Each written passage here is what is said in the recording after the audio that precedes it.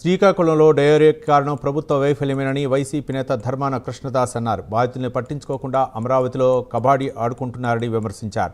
ఈ డయేరియా మరణాలను ప్రభుత్వం హత్యలుగా గుర్తించాలని ఆరోపించారు. ప్రతి ఇంటింటికి ఇంటర్నెట్ ఇస్తామంటున్న సీఎం చంద్రబాబు ముందు మంచినీళ్లు ఇవ్వాలని ఆయన డిమాండ్ చేశారు. జిల్లాలో ప్రధానమైనటువంటి పట్టణం ఇది.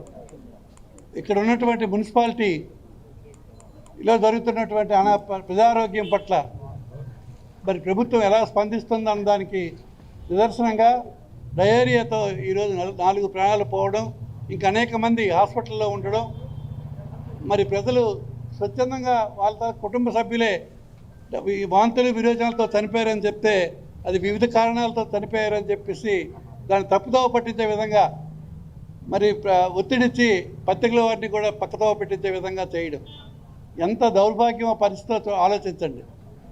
ప్రజలకు ఏది అవసరం అన్నది ప్రయారిటీస్ మనం మర్చిపోయి మరి అక్కడ రాజధాని అని పేరు పెట్టి, రాజధాని అవసరమే, ప్రపంచంలోకెల్లా ఉన్నతమైన రాజధానిలో ఒకటిగా ఆంధ్రప్రదేశ్లో అమరావతి కడతామన్నది ఇటువంటి మన రాష్ట్రానికి అది అంత న్యాయమైన కాదేమో అని మేము భావిస్తున్నాం.